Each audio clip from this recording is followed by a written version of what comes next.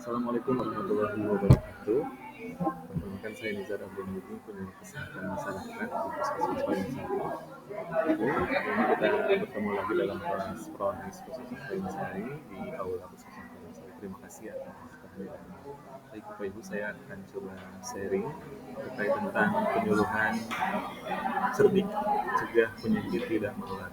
Jadi apa kiat-kiat yang akan kita dapatkan nanti akan saya sampaikan terkait tentang bagaimana kita mempertahankan kesehatan kita dan juga meningkatkan kualitas kesehatan kita, bahkan bisa nanti mencegah supaya ketika kita sedang memiliki penyakit atau faktor risiko bisa kemudian kita cegah lebih dini supaya tidak lebih parah lagi. Baik, sudah sarapan semuanya Bapak Ibu sekalian?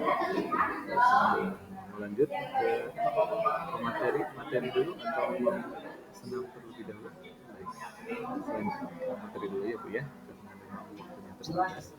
Baik, Bapak Ibu sekalian, ada daftar penyakit terbanyak di Indonesia. Ini berdasarkan data BPJS dan juga data statistik kesehatan. Pertama, hipertensi, kedua, diabetes, tiga, jantung koroner, empat, dan stroke, dan seterusnya bisa diikuti dengan penyakit menular seperti tuberkulosis, kemudian HIV, dan lain sebagainya. Kondisi ini sangat berbahaya, kita sepakat bahwa banyak terjadi pada kelompok usia produktif dan lansia. Tapi yang mungkin juga bagi sekalian hipertensi sudah terjadi pada anak-anak dan cucu-cucu kita di remaja. Ya, ini perlu diwaspadai. Hipertensi kita tahu bahwa ini adalah penyakit yang disebut silent killer gitu ya, dan ini penting benar-benar kita aware, kita sadar bahwa semakin dini kita deteksi gitu ya dengan potensi tubuh kita gitu. Jadi kelihatan mana yang lebih dari 140, mana yang per ini lebih dari 90 ya. Ini perlu diperhatikan.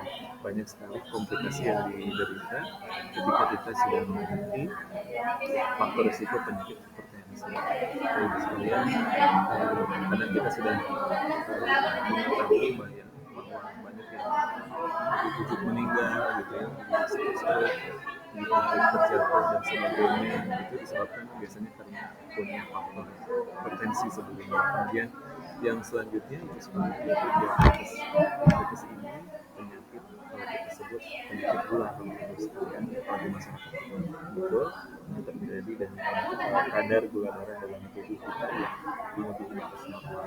Biasanya lebih dari 120 ya, gula darah sewaktunya. Biasanya kalau puasa itu lebih tepat lagi 100 itu kalau diabetes itu lebih yang 150 ada 200 dan lain sebagainya. Biasanya komplikasinya kemana? Ke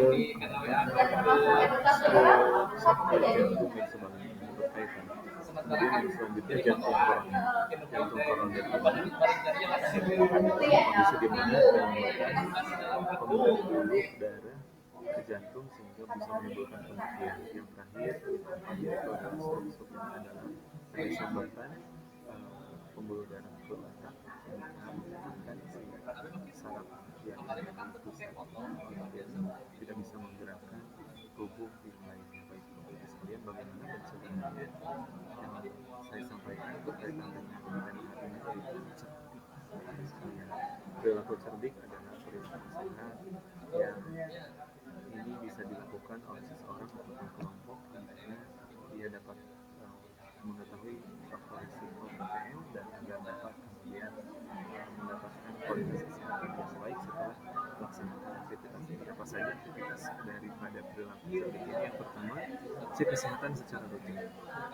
Ya, penting sekali bagi kita untuk selalu memperhatikan kondisi kesehatan kita supaya terhindar dari kondisi penyakit dan komplikasi yang ada. Yang kedua, ingatkan asap rokok.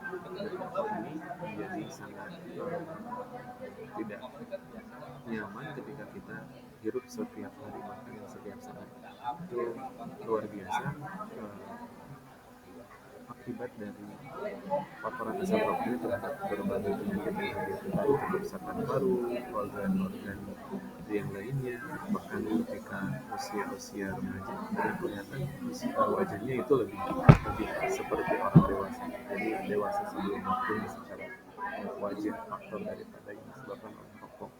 Dan sebabnya rajin olahraga, Bapak Ibu sekalian, ini penting. Hari ini tren olahraga sudah lumayan memasyarakat, tinggal kita sedikit demi sedikit untuk bagaimana agar bisa senantiasa punya ruang gerak ataupun jadwal olahraga setiap hari. Ini penting kita laksanakan. Yang selanjutnya yaitu diet gizi seimbang.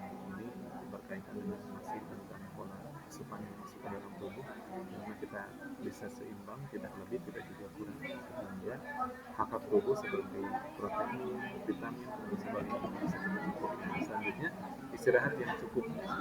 Istirahat yang cukup ini penting di sela-sela aktivitas kita yang tinggi, di sela-sela banyak sekali hal-hal yang kita lakukan dalam keseharian, bekerja, beribadah, belajar dan sebagainya, kebutuhan hidup yang harus dilakukan.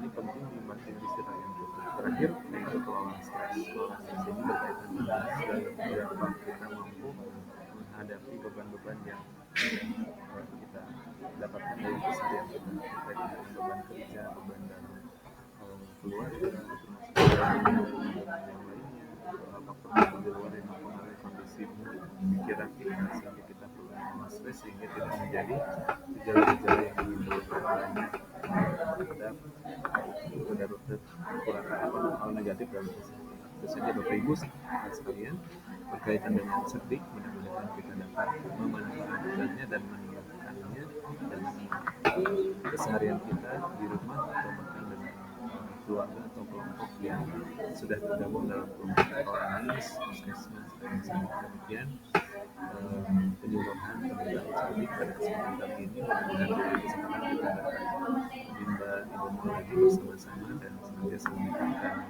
literasi kualitas kesehatan. Terima kasih, mohon maaf atas segala kekurangan. Assalamualaikum warahmatullahi wabarakatuh.